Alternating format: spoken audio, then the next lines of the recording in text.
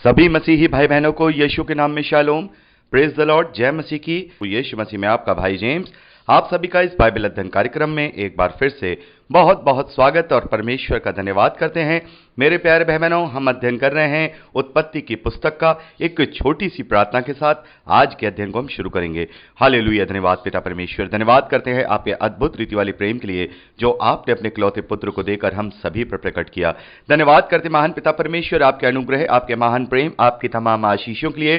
धन्यवाद करते हैं इस बाइबल स्टडी प्रोग्राम के लिए जिससे हम आत्मिक रूप से आशीषित हो रहे हैं। होने दीजिए महान पिता परमेश्वर आज के अध्ययन में पवित्र आत्मा हमारी सहायता, मदद और अगुवाई करे ताकि जो बातें इस पवित्र शास्त्र में लिखी हैं हम उन्हें सहजता के साथ समझने पाएं और आपके ग्रहण योग्य बनने पाएं। पिता परमेश्वर, हम सारी व्यवस्थाओं को पिता परमेश्वर रिकॉर्डिंग किए जाने को, वचन को समझने और समझाए जाने को, हर एक बात को पिता परमेश्वर हम आपके धर्ममय और जोरावर हाथों में सौंपते हैं। आप हमारी मदद और अगुवाई कीजिए। सारा आदर देते हैं, सारी महिमा देते हैं और इस प्रार्थना को यीशु के सामर्थ्य और मीठे और पवित्र नाम में मांगते हैं, आमीन। तब 28वें अध्याय में हम पढ़ते हैं, तब इसहाक ने याकूब को बुलाकर आशीर्वाद दिया और आज्ञा दी कि तू किसी कनानी लड़की से विवाह ना कर लेना। पद्दनराम में अपने नाना बैतूएल के घर जाकर वहां अपने मामा लाबान की एक बेटी से विवाह कर लेना। सर्वशक्तिमान ईश्वर तुझे आशीष दे और फलवंत करके बढ़ाए और तू राज्य की मंडली का मूल हो और वह तुझे और तेरे वंश को भी अब्राहम की सी आशीष दे कि तू जिस देश में परदेसी होकर रहता है जिसे परमेश्वर ने अब्राहम को दिया था तू उसका अधिकारी हो जाए। और इसहाक ने याकूब को विदा किया और वह पद्दनराम को अरामी बैतूएल के पुत्र लाबान के पास चला जो याकूब और एसाव की माता रिबेका का भाई था। तो इस प्रकार से हम देखते हैं कि एक फेज यहां पर कंप्लीट होता है, एक फेज अब यहां से दूसरा फेज यहां से शुरू होगा। अब याकूब की यात्रा यहां से शुरू होगी क्योंकि याकूब से ही इजराइल का वंश बना है। याकूब के 12 बेटों से ही इजराइल की जातियां हुई हैं।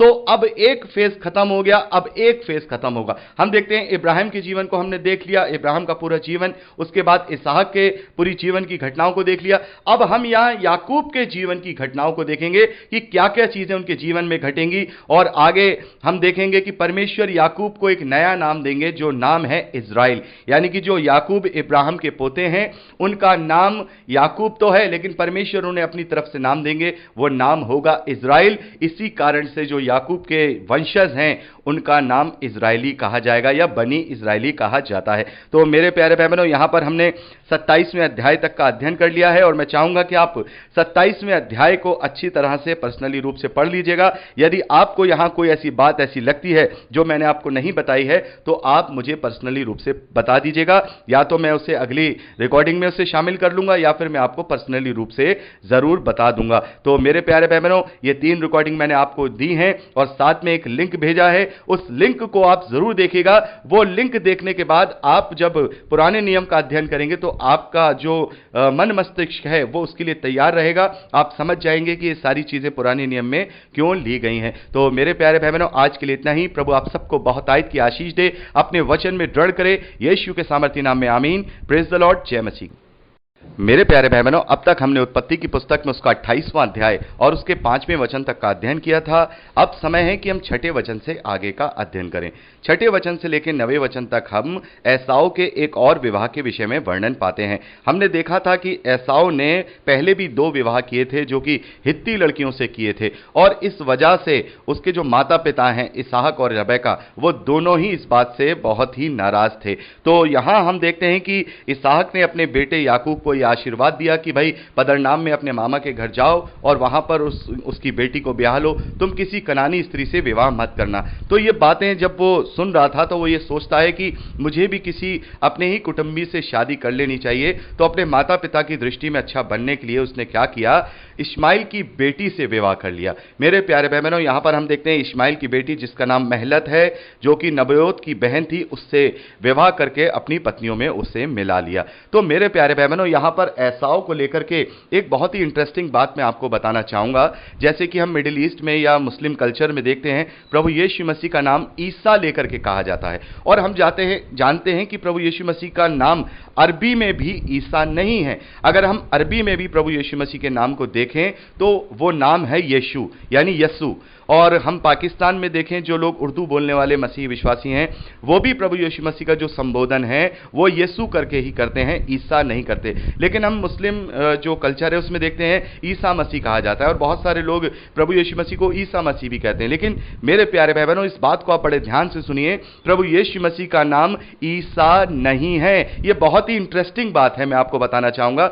जब प्रभु यीशु मसीह का स्वर्गारोहण होता है, उसके बाद जब प्रभु के चेले प्रभु का प्रचार करने निकलते हैं, तो जब वो मिडिल ईस्ट में आते हैं, यानी कि सऊदी अरेबिया का जो एरिया है, बेबीलोन का जो एरिया है, जहां पर अरामिक भाषा बोली जाती है, वहां पर जब प्रभु का प्रचार होता है, तो वहां पर जो लोग मसीह को ग्रहण कर लेते थे, तो जो यहूदी लोग थे वो उन्हें एसाऊ का बच्चा कहते थे, एसाऊ का बच्चा, क्योंकि एसाऊ जो कि आशीषित नहीं है, उसने अपना पहलौठेपन का अधिकार बेच दिया था, और इजराइली जो कि याकूब के बेटे थे या वंशज हैं, वो एसाऊ के वंशजों को बहुत ही तुच्छ माना करते थे, क्योंकि उन्हें अधीन माना करते थे, क्योंकि बाइबल में इस बात को लिखा है कि बड़ा छोटे के अधीन रहेगा। तो वहां पर वो उन्हें एसाऊ के मानने वाले कहते थे कि ये तो एसाऊ के पीछे चलने वाले हैं, ये एसाऊ के वंशज हैं। इस तरीके से उन्हें वो ताना मारा करते थे, वो यहूदी लोग जो लोग विश्वास नहीं करते थे ऐसे मसीह विश्वासियों को। तो वहां पर धीरे धीरे करके ये जो एसाऊ था, ये हो गया कि भाई जो लोग प्रभु को मानने वाले हैं वो वो ईसाई हैं, मतलब एसाऊ वाले हैं। तो इस तरीके से उनका नाम वहां पर ईसाई पड़ गया अरामिक भाषा के अंदर, और धीरे धीरे करके ये प्रचलित हो गया। और जो इस्लाम के जो पैगंबर साहब थे, उन्हें ये लगा कि प्रभु यीशु मसीह का नाम भी ईसाई होगा, क्योंकि उन्हें ये नहीं पता था कि ईसा नाम एसाऊ से वहां पर पड़ा है, ना कि यीशु से नाम पड़ा है। क्योंकि यीशु से जो नाम प्रभु यीशु मसीह का आया है, हम जानते हैं प्रभु यीशु मसीह का असली जो हिब्रू में जो प्रोनाउंसिएशन है वो यशुआ है, यशुआ।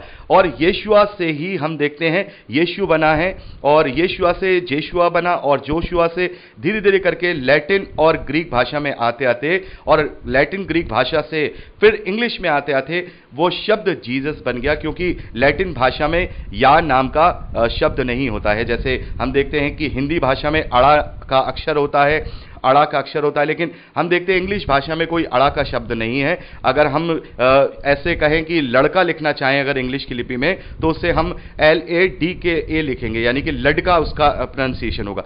तो इस प्रकार से हम देखते हैं प्रभु यीशु मसीह का नाम जो यीशुआ से जोशुआ हो गया, और उसके बाद जीसस हो गया, और हम देखते हैं कि यीशुआ से फिर वो शॉर्ट फॉर्म में यीशु हो गया, और उर्दू में वो यस्सु हो गया। लेकिन ईसा का नाम कहीं नहीं है। तो मैंने आपको ये एक इंटरेस्टिंग फैक्ट बताया है ताकि आपको पता लगे। कभी भी अपने आप को आप ये मत सोचिएगा कि प्रभु यीशु मसीह का नाम ईसा है, क्योंकि ये मुस्लिम कल्चर से आया है। ये इनके जो पैगंबर साहब हैं उन्होंने बता दिया ये नया नाम कि ईसा मसीह है। तो ईसा मसीह नहीं है, यीशु मसीह है, और यही सबसे सही प्रोनाउंसिएशन है। यदि हम हिंदी भाषी हैं तो हम यीशु कहें, और अगर यीशुआ कहें तो ये भी अच्छी बात होगी। तो एक इंटरेस्टिंग फैक्ट था, मैंने आपको एसाऊ के विषय में यहाँ पर बताया है।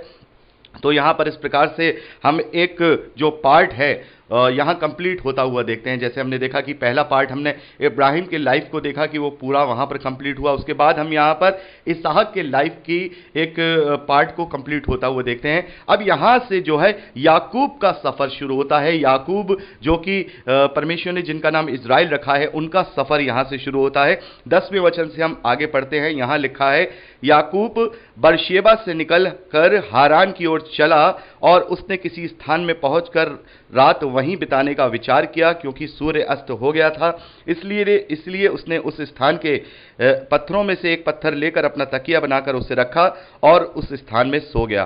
तब उसने स्वप्न में देखा कि एक सीढ़ी पृथ्वी पर खड़ी है और उसका सिरा स्वर्ग तक पहुंचा है, और परमेश्वर के दूत उस पर से चढ़ते उतरते हैं। यहाँ पर याकूब एक सपना देख रहे हैं। सपने में यहाँ याकूब देख रहे हैं कि स्वर्ग का दरवाजा खुला है और पृथ्वी से लेकर स्वर्ग तक एक सीढ़ी है, और उसमें स्वर्गदूत उतर रहे हैं और स्वर्गदूत चढ़ रहे हैं, यानी कि वो स्वर्गदूतों को आते और जाते देखते हैं। मेरे प्यारे भाई बहनों, यूहन्ना का सुसमाचार उसका पहला अध्याय उसके 51वें वचन में प्रभु यीशु मसीह कहते हैं कि तुम इससे भी बड़ी बातों को देखोगे, तुम इससे भी बड़ी बातों को देखोगे, तुम पृथ्वी से स्वर्गदूतों को आते जाते देखोगे। तो मेरे प्यारे भाई बहनों, ये अदृश्य जो सीढ़ी है, एक तरीके से कहा जाए एक मार्ग है जहां से स्वर्गदूत आते हैं और स्वर्ग में स्वर्गदूत जाते हैं।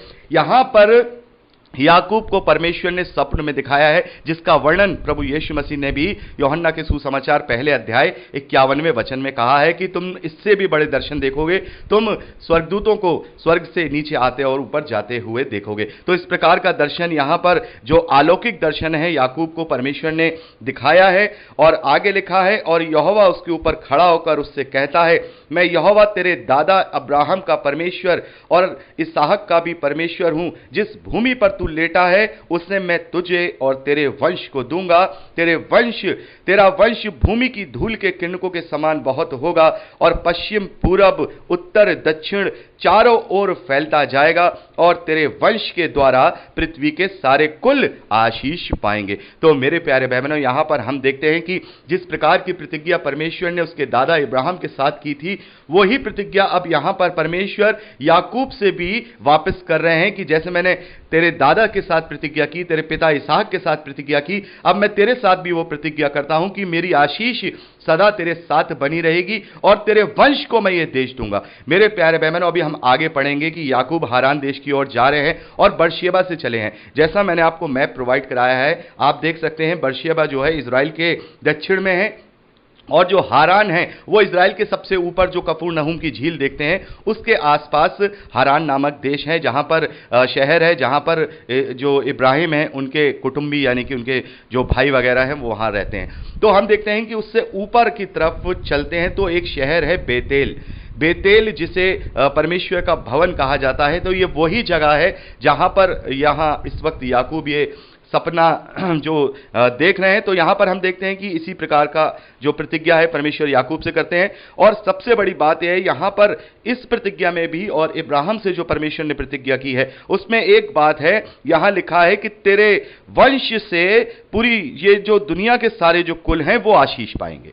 मेरे प्यारे बहनों, यहां इब्राहिम के पोते याकूब के वंश से यानी कि यहूदा का जो हमारा शेर प्रभु यीशु मसीह है, इसके विषय में ये इंडिकेशन है, इसके विषय में ये भविष्यवाणी और प्रतिज्ञा है कि तेरे वंश में से सारे कुल आशीष पाएंगे। तो हम परमेश्वर का धन्यवाद करते हैं कि आज यहूदा का शेर प्रभु यीशु मसीह, जिसके कारण पूरी दुनिया आशीषित हो रही है, ना केवल इस धरती पर अनंत जीवन और स्वर्गीय आशीषों से भी आशीषित हो रही है। आगे लिखा है, और सुन मैं तेरे संग रहूंगा और जहां कहीं तू जाए वहां तेरी रक्षा करूंगा और तुझे देश में लौटा ले आऊंगा। मैं अपने कहे हुए को जब तक पूरा ना कर लूं जब तक तुझको ना छोड़ूंगा। तब याकूब जाग उठा और कहने लगा, निश्चय इस स्थान में यहोवा है और मैं इस बात को ना जानता था। और उसने भय खाकर कहा, यह स्थान क्या ही भयानक है, यह तो परमेश्वर के भवन को छोड़ और कुछ नहीं हो सकता, वरन यह स्वर्ग का ही फाटक होगा। भोर को याकूब उठा और अपने तकिए का पत्थर लेकर उसने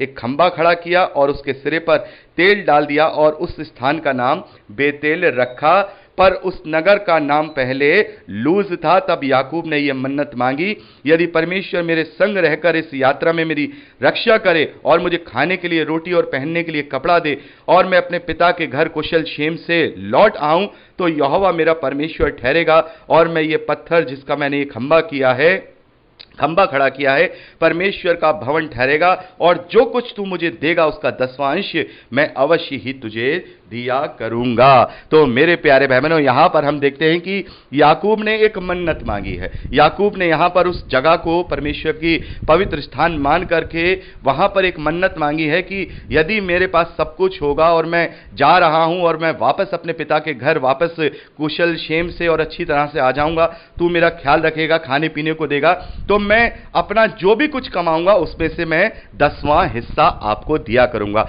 तो मेरे प्यारे बहनों, जब कभी हम इस विषय में बात करते हैं कि जो मसीही विश्वासी हैं उन पर 10वां अंश अब लागू नहीं होता, वो मसीही विश्वासियों की व्यवस्था है, तब हम देखते हैं कि जो ये ऐसे लोग हैं, ये इस याकूब का उदाहरण देते हैं और इब्राहिम का भी उदाहरण देते हैं। जब इब्राहिम कुदाल उमेर को जीत करके लौटा था तो उसने अपना 10वां हिस्सा हम देखते हैं कि मलिक सदेक याजक को दिया था। तो इन दोनों उदाहरणों को लेकर के वो ले आते हैं, वो पास्टर ले आते हैं, देखिए ये भी तो व्यवस्था के अधीन नहीं थे, ये भी तो व्यवस्था के अधीन नहीं थे, इब्राहिम ने भी तो 10वां हिस्सा दिया, याकूब ने भी तो यहां मन्नत मांगी 10वां हिस्सा देने की, तो अब मसीह विश्वासियों को भी इस रीति से 10वां हिस्सा देना चाहिए। लेकिन मेरे प्यारे भाई बहनों, यहां पर हम देख रहे हैं कि ये कोई 10वां हिस्सा जो याकूब दे रहे हैं या जो इब्राहिम ने दिया है, वो कोई सर पे बंदूक रख के नहीं दिया गया है, उसको किसी व्यवस्था में नहीं बांधा है परमेश्वर ने कि तुझे 10वां हिस्सा देना ही होगा। यह अपनी खुशी से दिया है, अपनी खुशी से दिया है। और यही हमें वचन बताता है कि परमेश्वर हर्ष से देने वालों से प्रेम रखता है, ना कि कुड़कुड़ा के, ना ही दबाव से। तो मेरे प्यारे भाई बहनों, इसको व्यवस्था बना लेना ये कहीं ना कहीं अपने आप में सही नहीं होगा, क्योंकि प्रभु यीशु मसीह तो कहते हैं कि अपना सब कुछ तू बेचकर कंगालों को दान कर दे, अपना सब कुछ बेचकर तू कंगालों को दान कर दे। यह बात प्रभु यीशु मसीह कहते हैं। तो उस बात को हम क्यों नहीं पकड़ते कि अपना सब कुछ बेचकर दान कर दो, केवल 10वें हिस्से के ही, 10वें अंश के ही लिए हम क्यों इस बात के लिए लोगों पर दबाव डालते हैं। तो मेरे प्यारे भाई बहनों, हमारी इच्छा है, चाहे हम 10वां हिस्सा दें, चाहे हम 5वां हिस्सा दें, चाहे हम आधा दे दें, चाहे हम सब पूरा दे दें, ये सब उस तरीके से है जैसे प्रभु ने कहा कि जिस नाप से तुम यहां नापोगे उसी नाप से तुम्हें स्वर्ग में नापा जाएगा। तो मेरे प्यारे भाई बहनों, हमें कुड़कुड़ा के नहीं, दबाव से नहीं, किसी बंधन में बंध के नहीं, वरन खुशी के साथ, हर्ष के साथ देना होगा। तो ये बात बिल्कुल भी हम देखेंगे इस बात पे लागू नहीं होती है कि जो लोग इस बात को कहते हैं कि भाई जो याकूब हैं उन्होंने परमेश्वर को 10वां अंश दिया है। यहां उन्होंने मन्नत मांगी है, यहां पर उन्होंने मन्नत मांगी है। वो पांचवें हिस्से की भी मांग सकते थे, वो दूसरे हिस्से की भी मांग सकते थे, वो 20वें हिस्से की भी मांग सकते थे। ये उनकी अपनी मर्जी थी। यहां परमेश्वर ने स्वप्न में ये नहीं कहा है कि यदि तू मुझे 10वां हिस्सा देगा तो मैं तुझे आशीष दूंगा, यहां परमेश्वर नहीं दे रहा है। लेकिन यहां के जो पास्टर हैं वो ये कह रहे हैं कि नहीं, तुम 10वां हिस्सा दो तो तुम्हें 100 गुना प्रतिफल मिलेगा। तो यहां तो परमेश्वर ने उससे अपने स्वप्न में यह बात नहीं बताई कि तू मुझे 10वां हिस्सा दे या मैं तेरे 10वें हिस्से का मांगने वाला हूं। परमेश्वर तो देने वाला है, परमेश्वर ने सदा दिया है, परमेश्वर लेने वाला नहीं है। और परमेश्वर लेता भी अपने लिए नहीं, वरन उन लोगों के लिए है जो उसके ग्रहण योग्य है या फिर उसके नीडी हैं। तो मेरे प्यारे भाई बहनों, यहां पर हम देखते हैं इस प्रकार से परमेश्वर उसे दर्शन देते हैं, उसको अपनी प्रतिज्ञा बताते हैं। और यहां पर हम देखते हैं कि जो याकूब हैं वो इस प्रकार से मन्नत मांगते हैं, परमेश्वर से इस बात की मन्नत करते हैं कि यदि ये सब कुछ मेरे पास होगा तो मैं उसमें से 10वां हिस्सा तेरे लिए जरूर दिया करूंगा। तो यहां पर हमने 28वें अध्याय को कंप्लीट कर लिया है। अब समय है कि हम 19वें अध्याय पहले वचन से आगे का अध्ययन करेंगे, जो कि हम